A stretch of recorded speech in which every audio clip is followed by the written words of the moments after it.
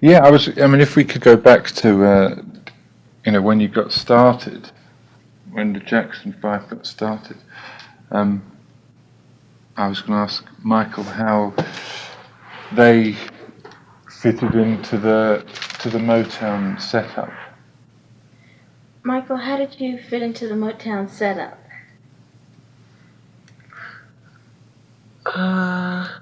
We were doing a show at the Regal Theater in Chicago, and it was like a talent show type of thing, and we won. And Gladys Knight was there, as well as a guy named Bobby Taylor, and they told Motown about us. And Motown was interested in seeing us audition for them. So we went to Berry Gordy's mansion estate in Detroit, indoor pool, and all the Motown stars were there, from the Supreme, the Temptations, the Marvelette, the Miracles. And we auditioned, and they loved it. And Diana Ross came over to us special, after the concert we did for them. And she kissed us all and said we were marvelous. And she said she wanted to play a special part in our career. And that's how it started. And we did our first single, I Want You Back. It was gold, as well as ABC, The Love You Save, Never Can Say, on and on and on. And that's how it started. And was it particularly, because I noticed that like Smokey Robinson was a vice president, but was it he or say Berry Gordy who was particularly, looking after the band? Was Berry Gordy particularly looking after you guys? Barry was the main overseer of the Jacksons. He was the main manager. He was the head of our whole career at Motown. Berry Gordy, as the world knows, owns Motown Records. And he only managed two people in the whole history of Motown. That was the Supremes and the Jackson 5. And so he was the main, force behind us, as well as my father and mother. Because the Jacksons actually joined at a time when Motown was going through some changes. And I mean, it's just like, I suppose, in 1970, I just wonder whether Michael had any sense that they were kind of, the leading lights at the time, that, while other people had left the label and things like that. In 1970, were you guys the leading light?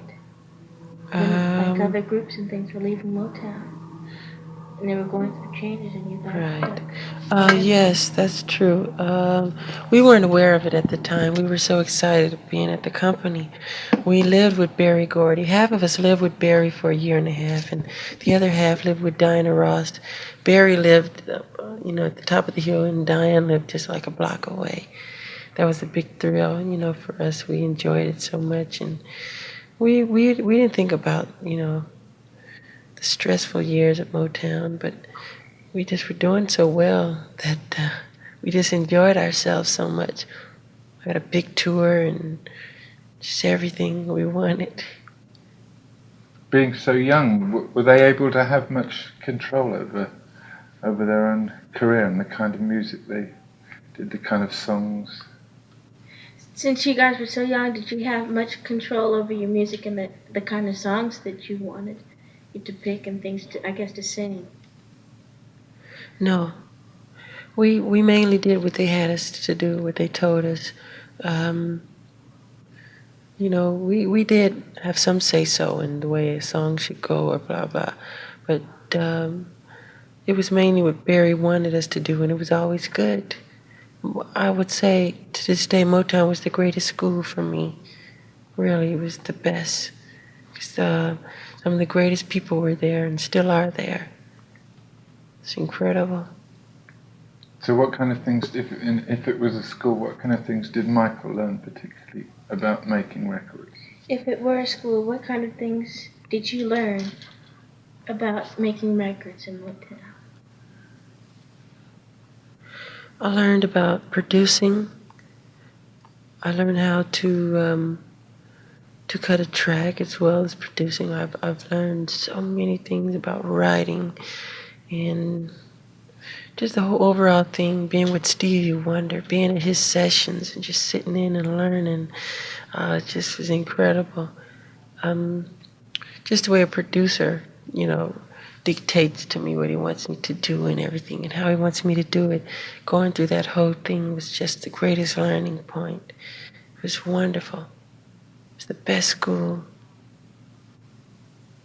He was talking about, say, dropping in on a Stevie Wonder session. I mean, was Motown really like a big family then?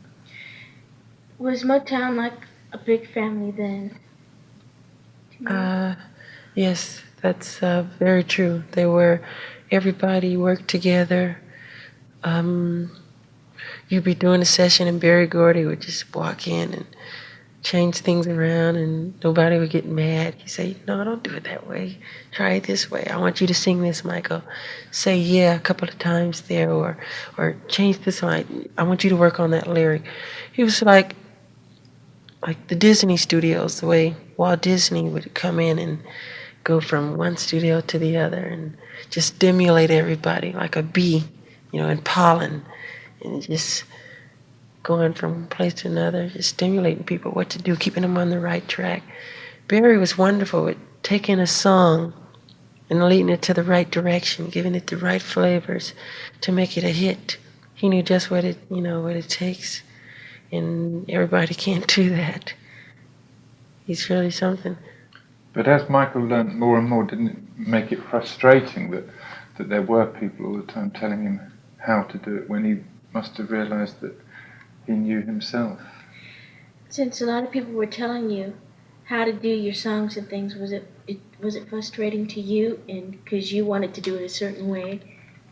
Yes, a lot of times. I've had a couple of disputes with a couple of producers at Motown about that question you just asked, and it became a major thing. Berry Gordy came down to the studio, and it kind of got out of hand a little bit, but we finally solved it, and I was right. The producer wanted me to pronounce words a certain way. I told him, you pronounce the words so precisely, it takes away from the feeling of the song, and we got into a little thing with that. But it was over, and that I was right, and I won. But it was a good learning point, because I knew what he wanted, but what he wanted, it took away so much. It really did. And how about the leadership within the Jacksons? Because presumably when they started, or maybe when it was started, was it the oldest who were in charge, and then maybe Michael, perhaps learnt more than the others. He wanted to be in charge. When you guys started, was it just the oldest Jackie? Was it Jackie who was in charge, and then as you guys grew, as you started learning more and more, did you want to be in charge?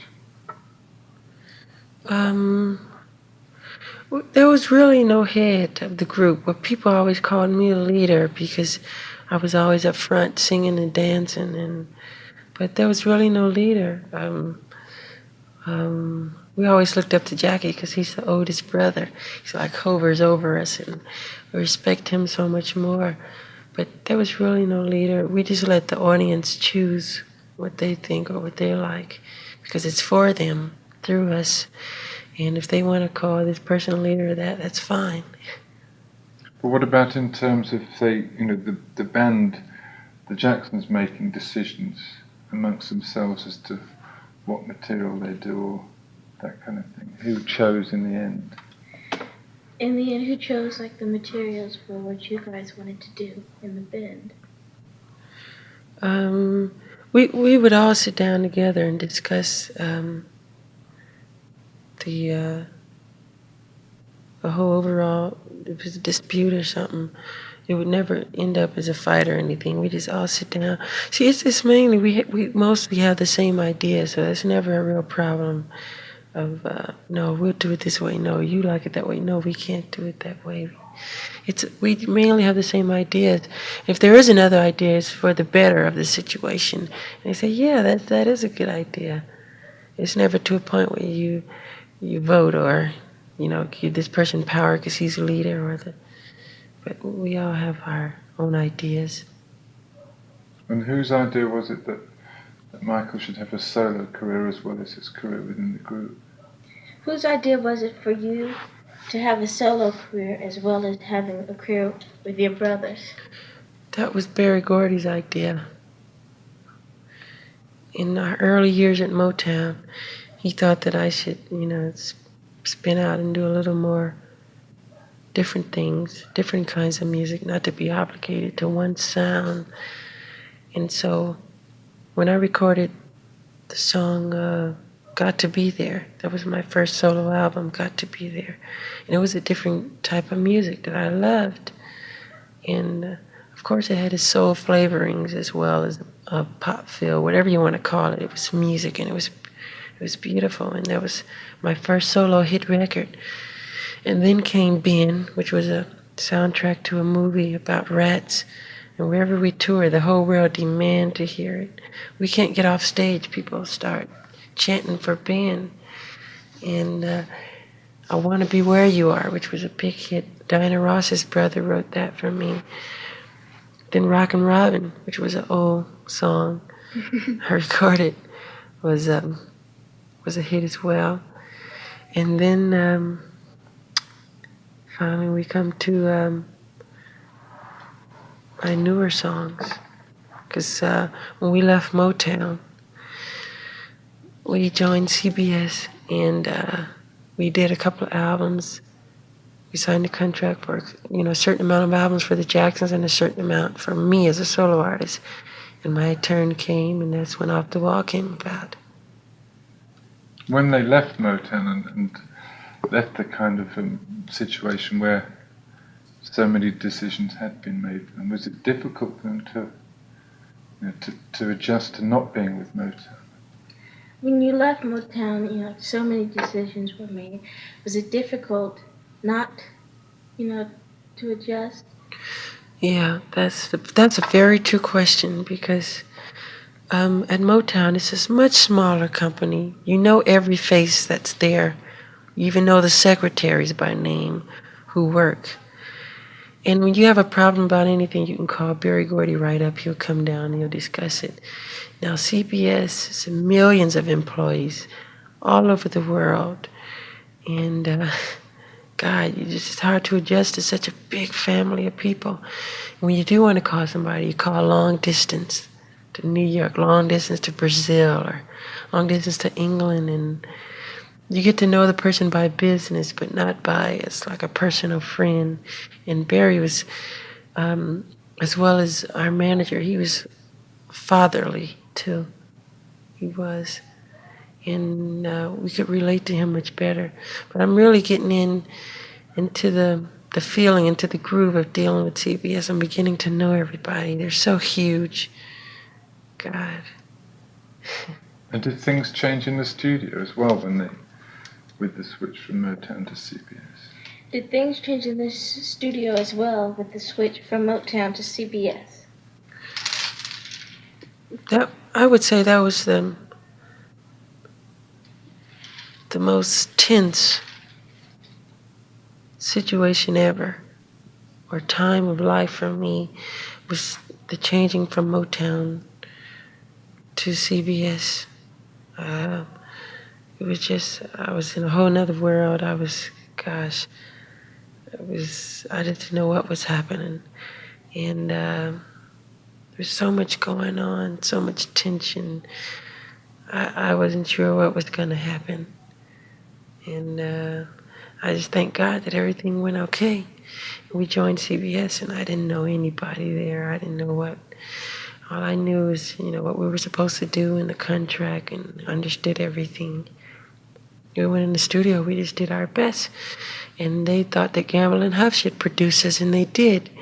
And we came up with some pretty good songs with them. Show You the Way to Go, which was a big hit, as well as Enjoy Yourself. Thank you. So many songs. And we kind of, since we've been in the studio so many years, something just told us that we should start doing our own thing. It's time to write. Something let you know that it's time for you to go out and do it yourself. So we decided to write and produce our own songs. And we finally did. And we went through so much, with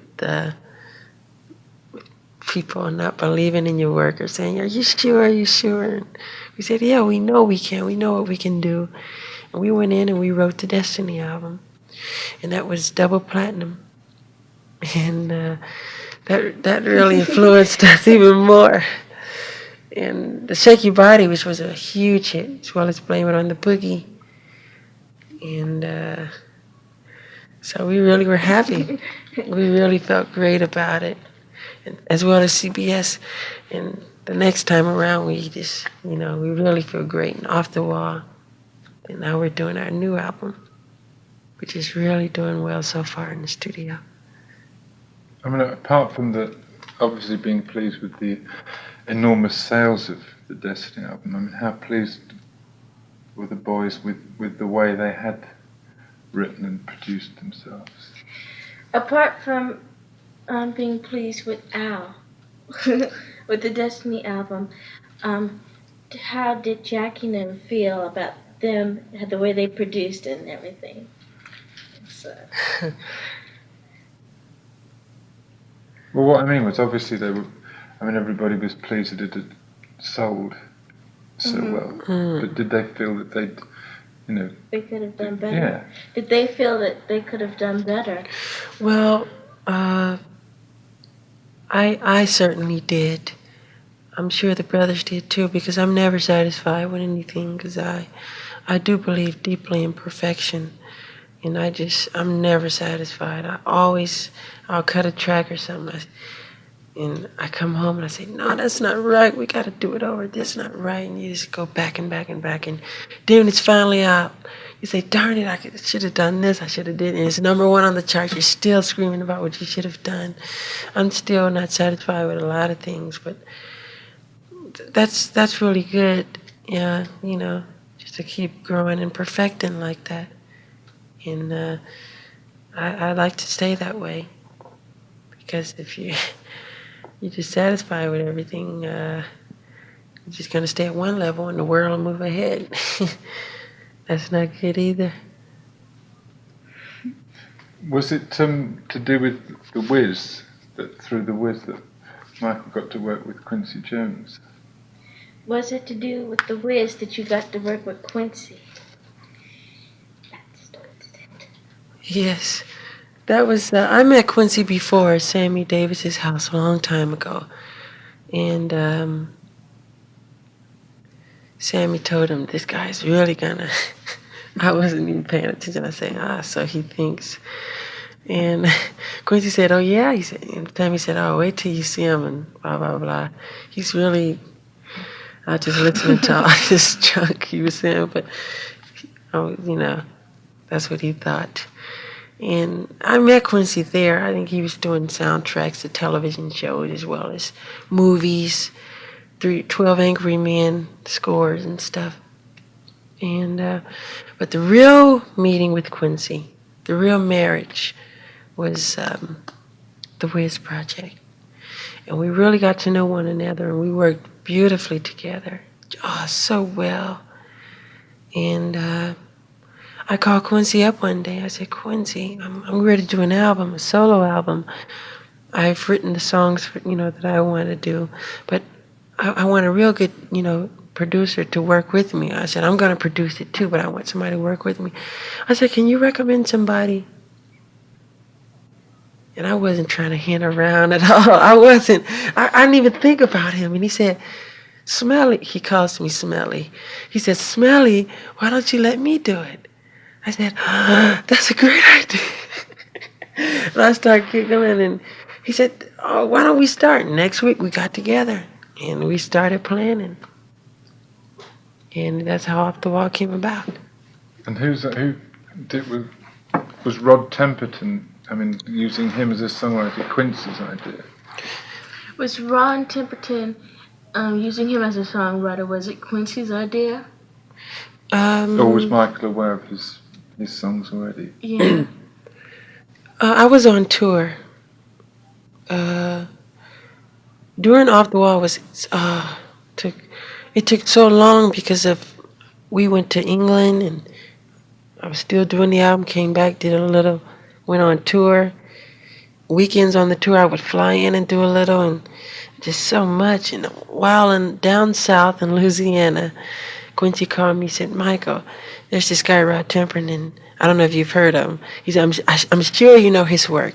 He said, you've heard of Heatwave, of course. I said, of course I've heard of Heatwave, Boogie Nights, and Always and Forever. He said, he wrote some songs for you, and wait till you hear them. I said, okay, I can't wait. So he sent me some tracks, and I flipped over them. And then Rod put his voice on. Rod hates his voice. He thinks it's terrible. And and he was singing these songs, Rock With You. I said, God, these are great. So I recorded it, and that's how it came about. And they are great songs. And I just saw him last week. He's doing some George Benson stuff. That's gonna be good. And when on the tracks that Michael co-produced, how did the kind of workload share out between him and Quincy? On the tracks that you produced, how did the workload share out with you and Quincy? Well, the songs that I wrote, I did myself. Well,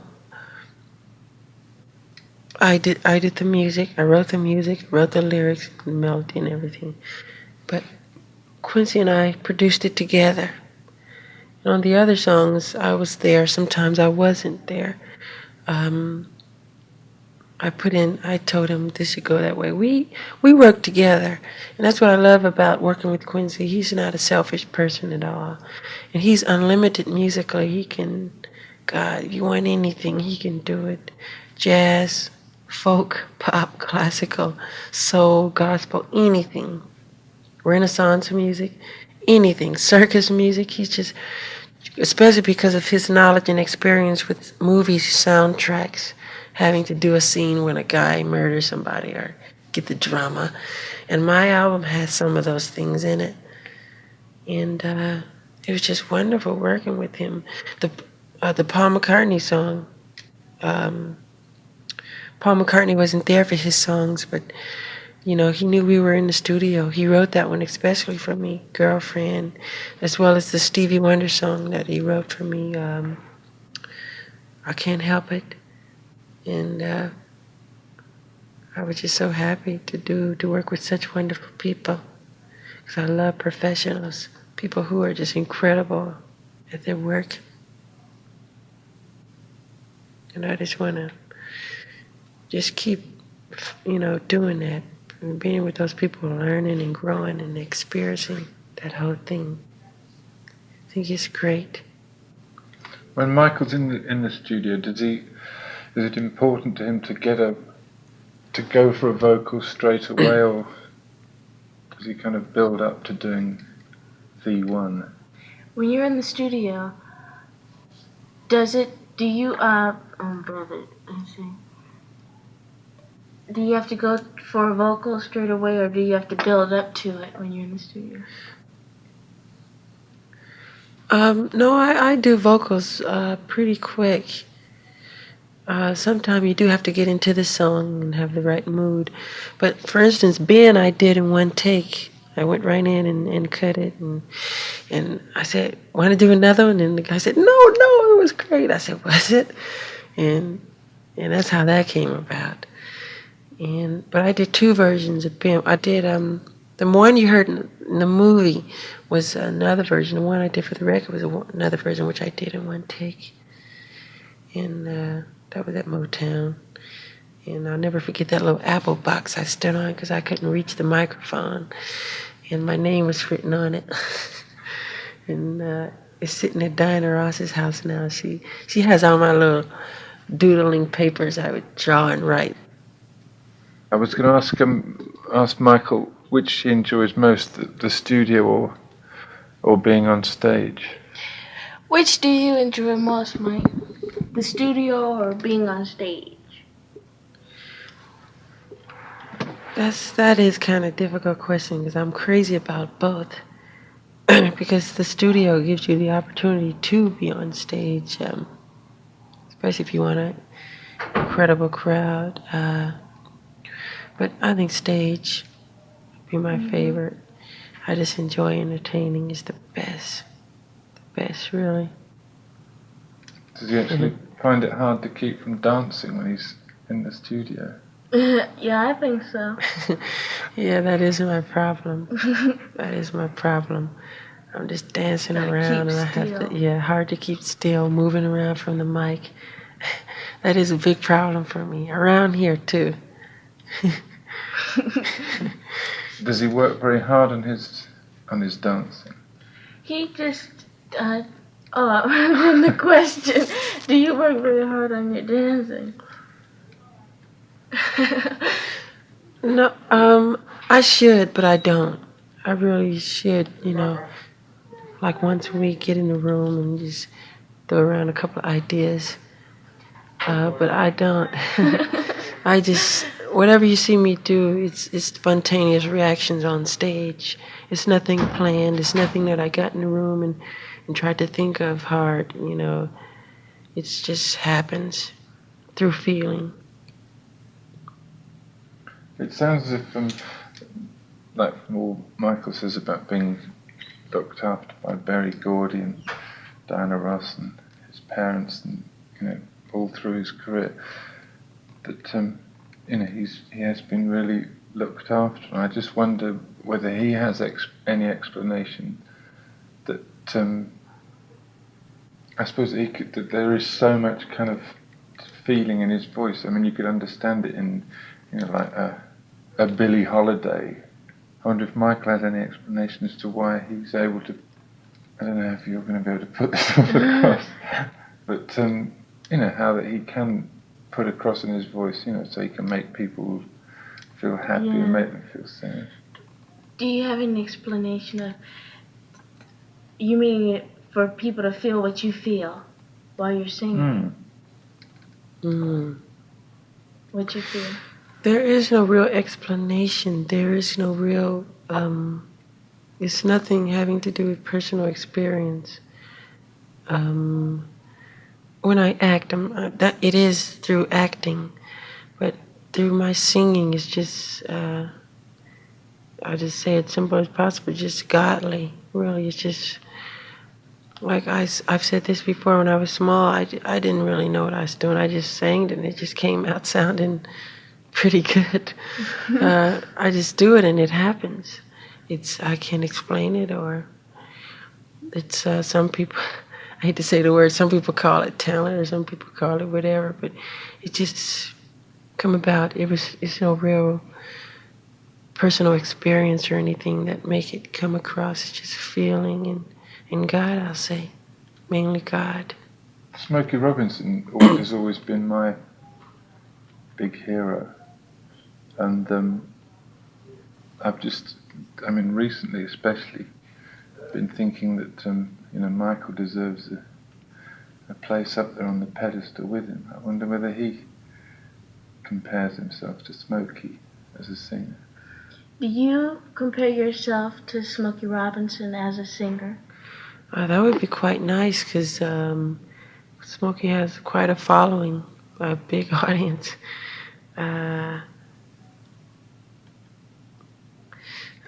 It's hard to me to say I'm this or I'm that. I always just accept what the public make of a thing, because it's for them, really. I really believe and feel I'm here for a reason, and that's my job, to perform for the people. And if they accept it, that I'm rewarded. If they want to put me up on that pedestal, I feel even better. But I can't say that I'm as good as Smokey. I can't say that.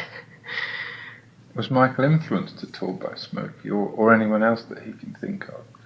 Were you influenced by Smokey or anyone else that you can think of?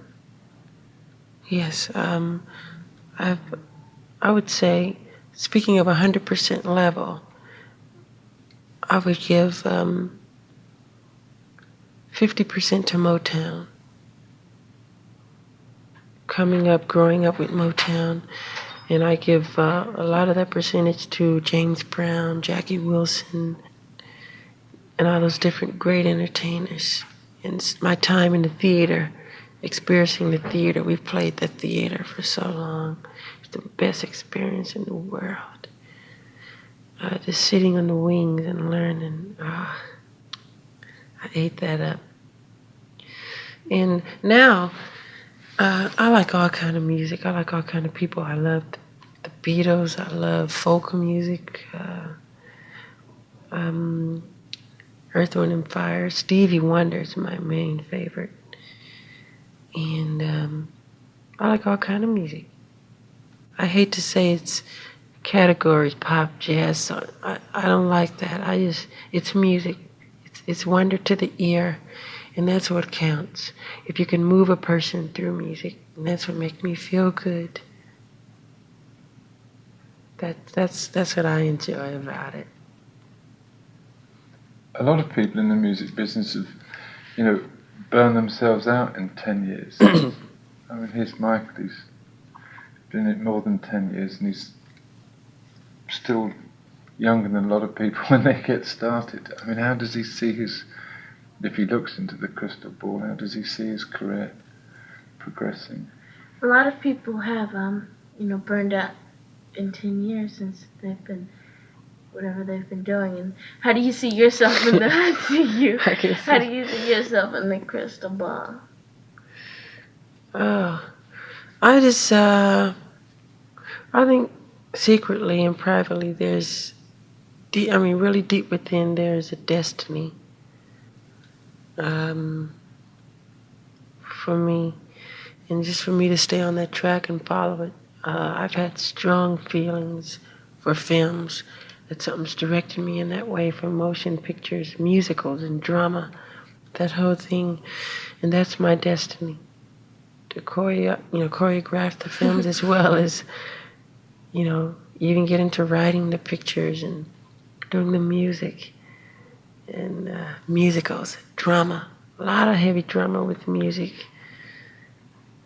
And like you said, a lot of people have been overexposed. It's true, where people are fed up. I pray that never happens with me. I just don't like being on a lot of different things or being everywhere, because I get kind of embarrassed. I don't like going on TV a lot. I enjoy the stage more than anything on stage, but not TV. I wonder how Michael felt when suddenly the kind of music he'd been doing all the time, suddenly everyone was calling it disco this and disco that. And now, especially when people are talking about, disco is on the way out. I wonder how he feels about labels like that. How do you feel about people, they were calling your album disco all the time, and now some people are saying that disco's going out? How do you feel about that? Like I told you before, I hate labels, because it should be just music. I don't see anything wrong with disco. Every Friday night and Saturday, California is packed. Every club is packed. Every disco is packed. People worked all week. They want to party. They want to have a good time. And they want to dance. You have to dance to rhythm, to a beat. You can't dance to da-na-na-na-na, or you have to take it easy and call it disco, call it anything. I don't know. It's music.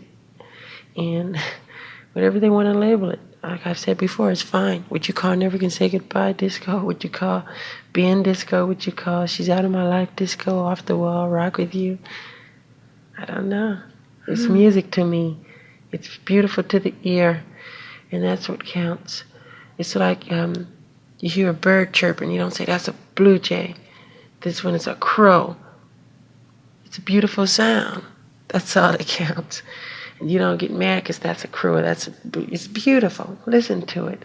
You watch them soar in the sky. It's just beautiful. And that is an ugly thing about man. They categorize too much. They get a little bit too racial about things when it should all be together. That's why you hear us talk about the peacock a lot, because the peacock is the only bird of all the bird family that integrates every color into one.